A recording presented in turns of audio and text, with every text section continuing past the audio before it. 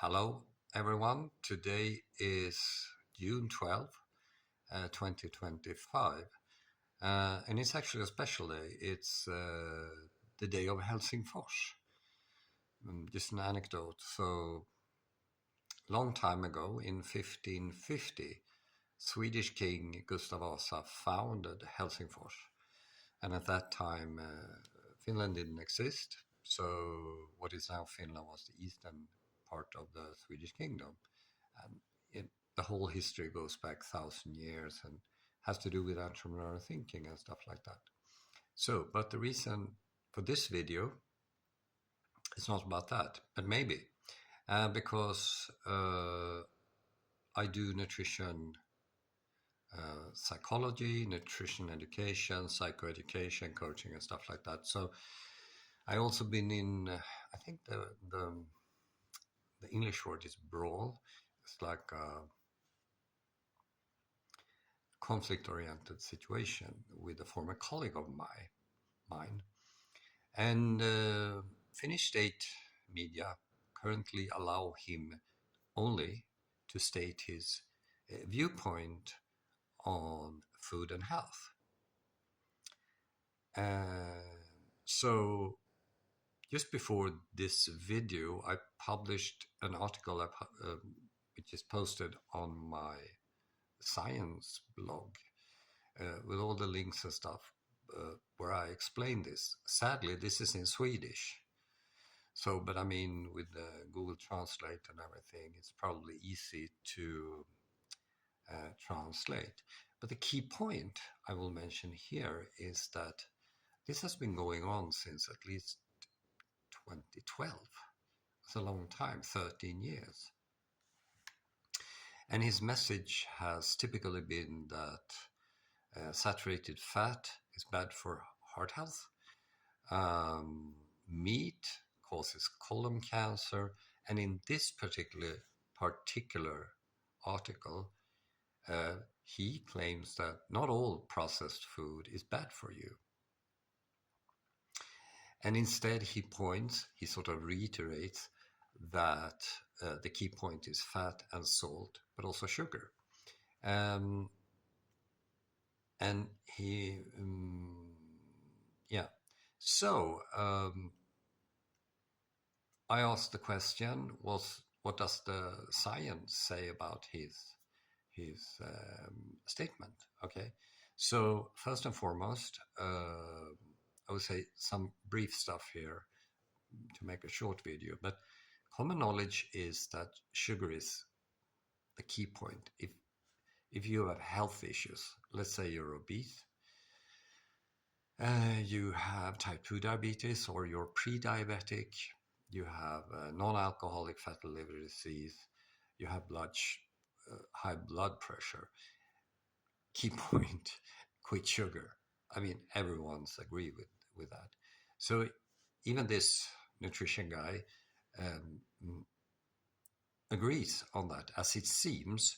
It hasn't been that clear previously, but we seem to have a common view on that. But common knowledge is also that ultra-processed product, I call them replacement products for real food, is bad for health. And I have meta-analysis. I have 1, 2, 3, 4, 5 references.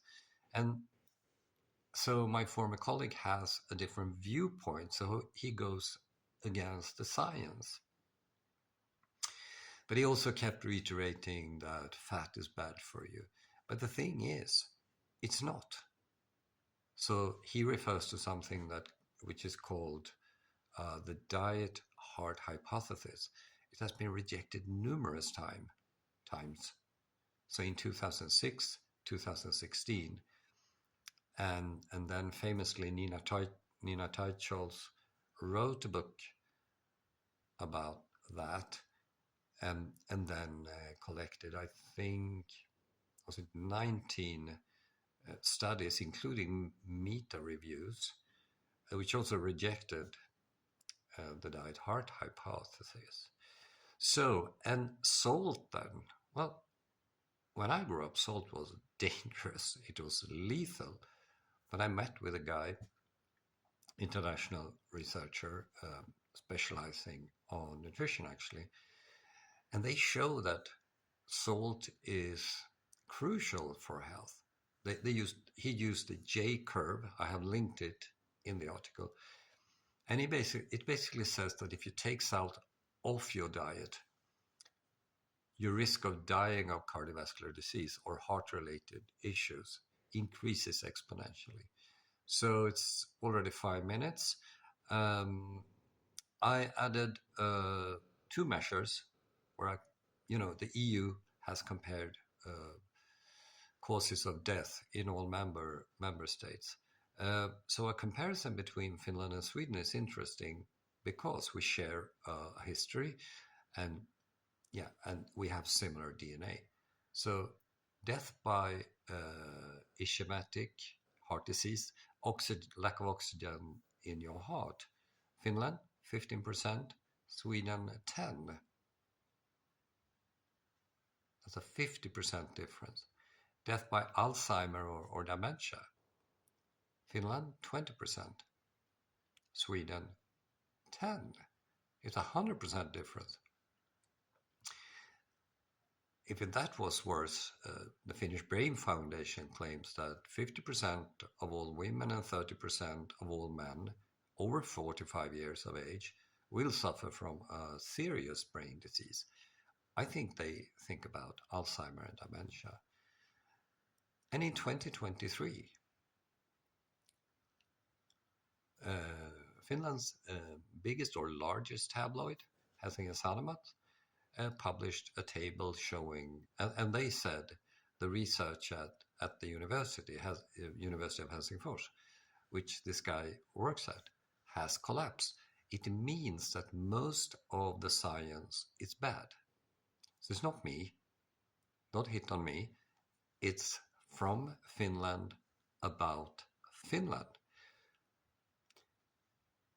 No live stream today, though, because we're going to celebrate Helsingfors Day. And please read the article. See you tomorrow.